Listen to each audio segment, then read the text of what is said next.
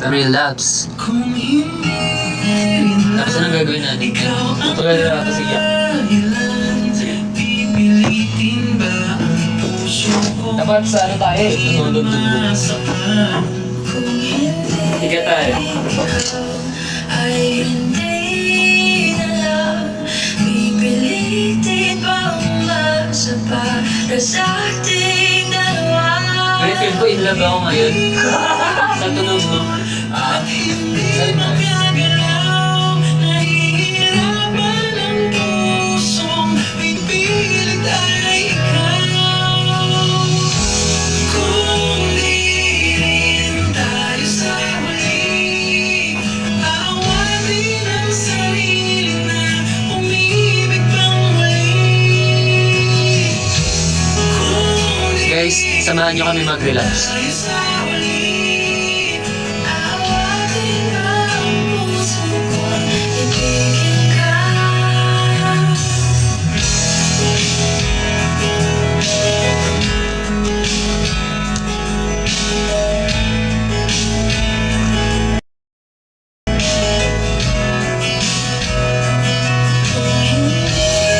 Hindi lang ikaw ang dahilan, pipiliin bang umiwas ng hindi na masaktan. Kung hindi ikaw, ay sino pa ba ang luluha sa umaga para sa ating dalawa?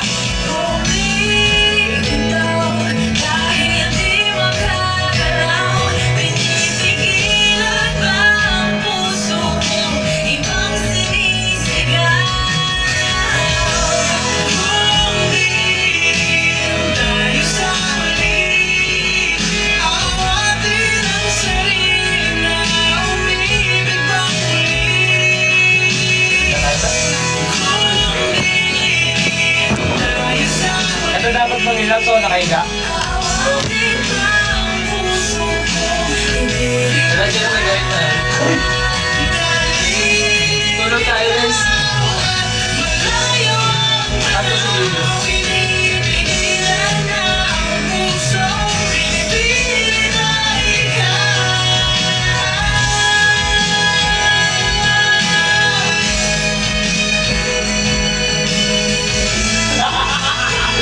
Ay, huwag naman tumawa. Tatawa na yung viewers natin.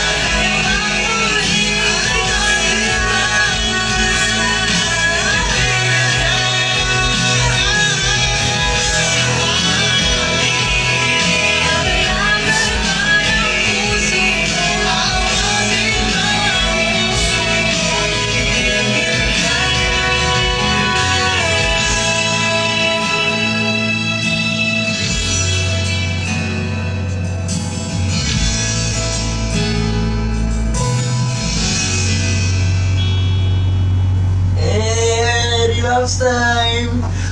Pero hanggang kailan yung relapse, pre? Di ba matagal yan? Oh. Hanggang 11. Dito. Pero may mga taong talaga, ano no? Pero may mga tao na pinapakita ng masaya sila, pero parang pinifake na lang yung... Oo, mga ganun. Minsan na ano eh, kahit mga problema, napakita mo na masaya ka. Kasi ayaw mo nang mahawa ng iba. Ano yung iba ng kalungkutan mo. Kaya, napapasaya ka na lang. Pinipake mo. Hindi ka na masaya sa sarili mo. Oo. Paiyakin din natin yung mga anchors. Kaya nga eh. Pinaiyak mo. Payakin natin. Lapit natin. Sige guys, ito yung mga... Ano namin. Ano yung paliwatig mo sa mga anchors natin?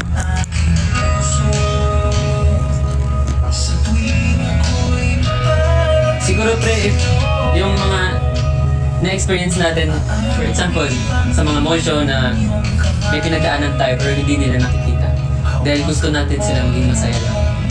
Actually, parang halos lahat kami guys, ganun yung ginagawa namin. Meron ako, may mga problema.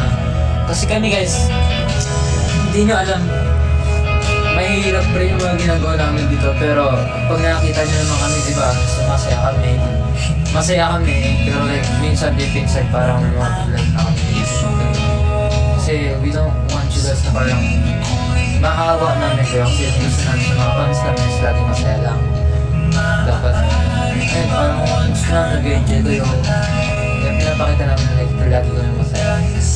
Like, trabaho kasi namin na pasayahin yung mga actors. Trabaho namin na, for example, dahil nga sa amin, dahil sa amin, naging masaya kayo, nawala yung mga stress niyo. Kaya kinakaya namin hanggang basta makakaya namin na maging masaya lang kayo. Dahil yung mga nagtatrabaho dyan, Sa mga malayo, malayo sa family.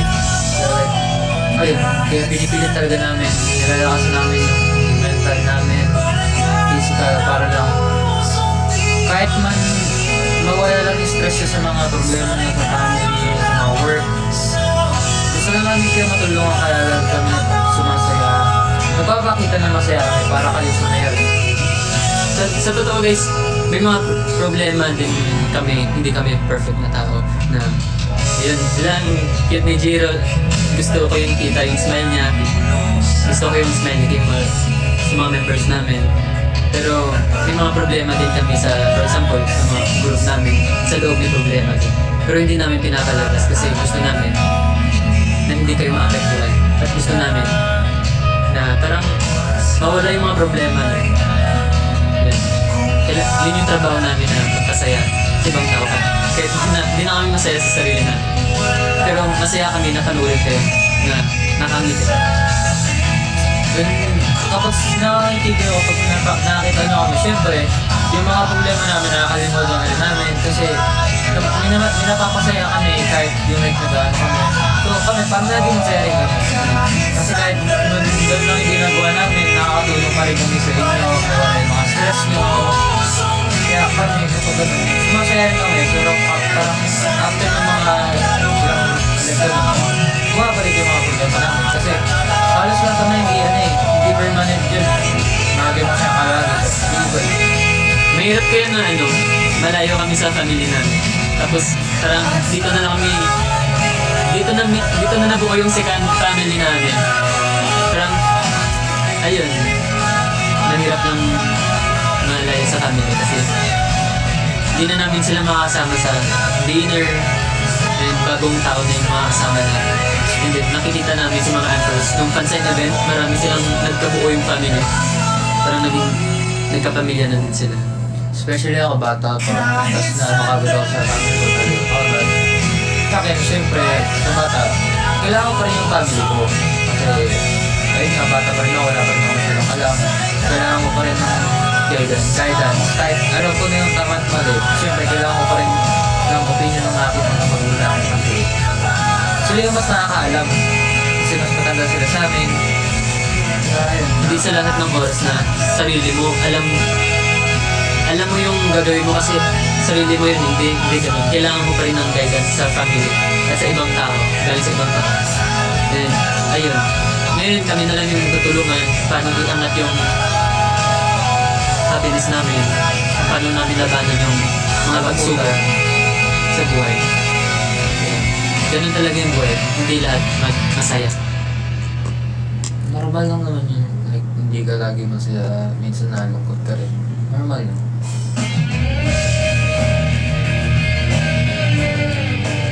Nakakagi lang. Ano pa ba? Hindi naman lahat ng araw natin masaya. Pero, laban lang guys. Alam namin na yan. Alam namin na hindi sa lahat ng bagay magiging masaya. Kailangan maging masaya. Pero pilitin na lang namin na maging ipakita sa inyo na masaya kami. Pero masaya naman kami ngayon kasi nakakausap namin kayo sa mga live. And sobrang nagpapasalamat kami kasi nabigyan kami ng eto, ng mga araw na makausap kayo sa live. Actually guys, nung pinayagan kami mag-live, parang sumaya kami.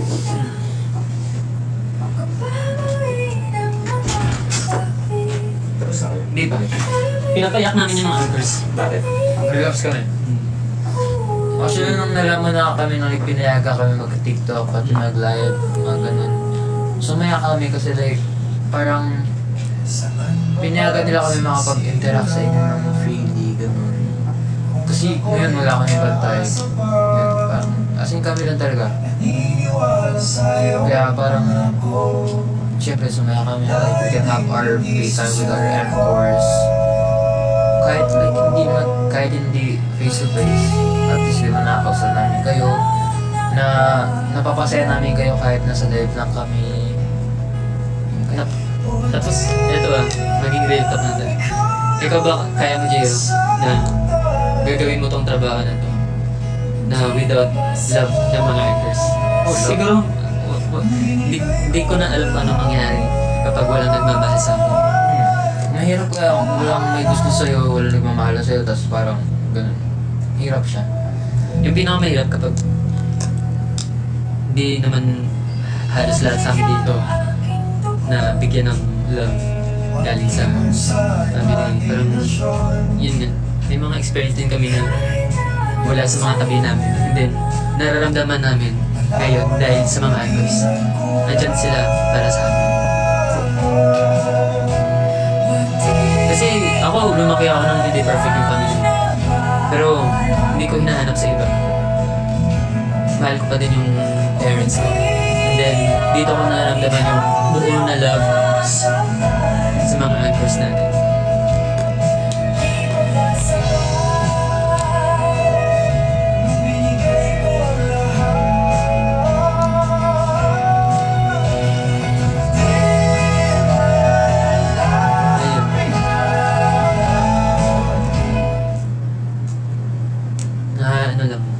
Pero ngayon, masaya naman kami.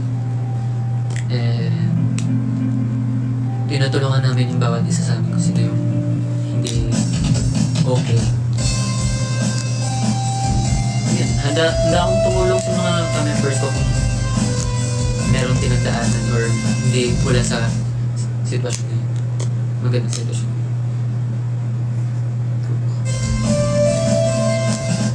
Buti nga, nagtutulungan talaga ni bawat isa. And, ayun, nung kapag mag-isa lang kami, naranasan ko na yun na sa kwarto na ako, nakatulala lang ako mag-isa. Ako ba yan ako? Then, wala ka naman pwedeng gawin. Tapos, ibis na pakinggan namin na makapag-rest kami, naisip namin yung, gano'n na pala yung na-achieve ko sa buhay ko. Yung pinakamalala din yung kapag natatanong mo na yung self-worth mo. Kaya yung pinakamasakit mo. Kung deserving mo ba ito man.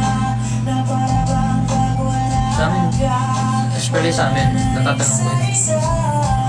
Deserve ko ba ito? Totoo ba ito? Kasi amin ako, hindi ako magaling sa isang bagay. Amin ako may mga bagay.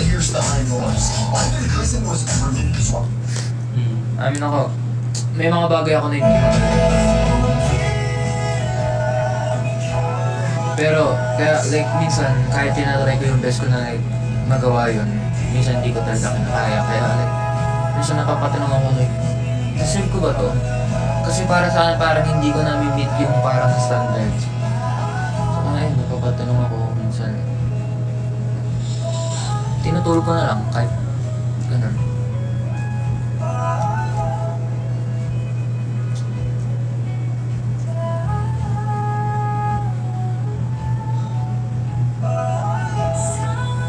Tapos, yun, di ba sabi nila, uso sa amin yun yung iyak mo lang yun, mawawala yun.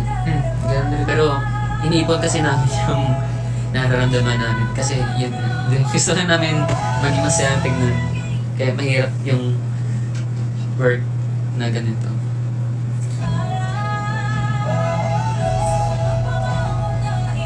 Kasi kaya, puso sa amin yung iniipon yung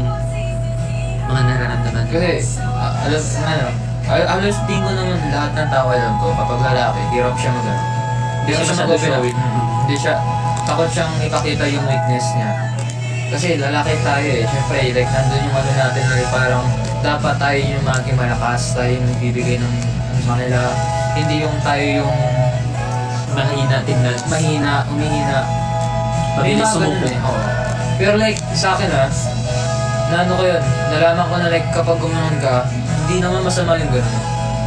Kasi, hindi masama yun. Kung may problema ka, kailangan mo talaga ilabas yun. Kasi kahit lalaki ka, mahihirapan ka pa rin kapag binatol at mo lahat na nararamdaman mo. Kaya kailangan mo rin talaga ng masabihan. Kung wala ka talaga masabihan, sabihin mo sa notes mo, like sa mga, sa text mo, ganun. Sarili mo lang, kahit ilabas mo lang sa chat. Minsan ganun ako sa notes. Kaya na kapag mahirap talaga yung buhay, ganun. Kaya minsan hindi mo masisisi yung isang tao. Ba't niya tinatago yung... Ba't niya kinikimkim yung... Nararamdaman niya. Yung nararamdaman niya. Kasi may reason yun lahat. Ba't siya ganun? Kinikimkim niya. Nararamdaman niya. Plano sa atin ang tadhana, magbabago ang pag-asa, klarong walang kasubok ka. Hindi madali mag-open up sa mga nararamdaman sa ibang tao. Kahit trusted mo pa yan. Kahit na sa magulang, mahirap yun. So, hindi rin ako nakapag-open up na. Merong ibang tao, ilabas mo na yan, Kim. Mahirap pag masasabog ka yung nararamdaman. Minsan kasi, yung makapagpahil sa'yo sa sarili mo. Tama. Depende kasi sa sitwasyon kung ano, kung nasaan ka ngayon.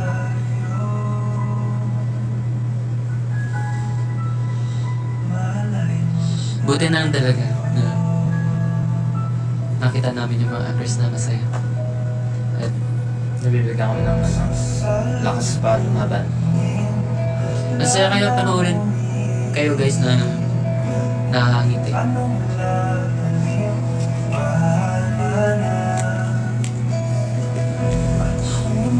Yak mo.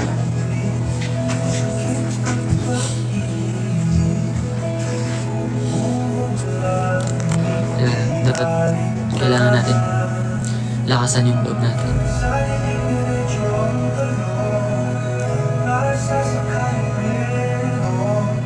Kaya minsan kailangan mo lumaban. Hindi lang para sa sarili mo, kundi yung mga taong nasa paligid mo na nagmamahal talaga sa'yo.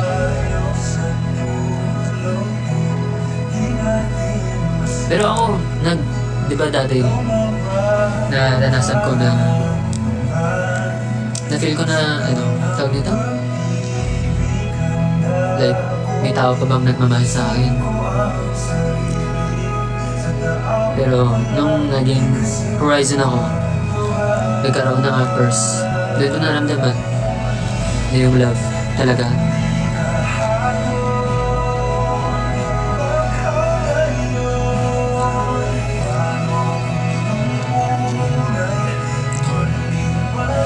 Siyempre dati tinatanong ko na okay lang, mama ko lang yung nagmamahal sa akin. Pero hindi ko inasahan na may mga anchors na nandyan.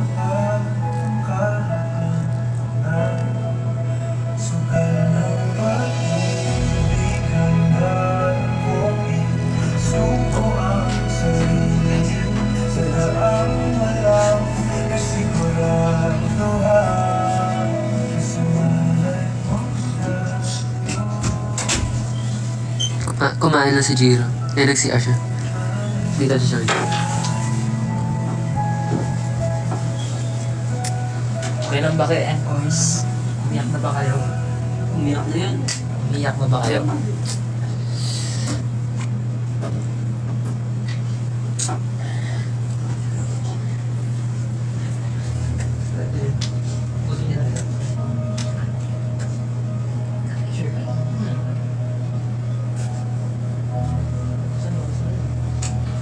Mag-end na tayo.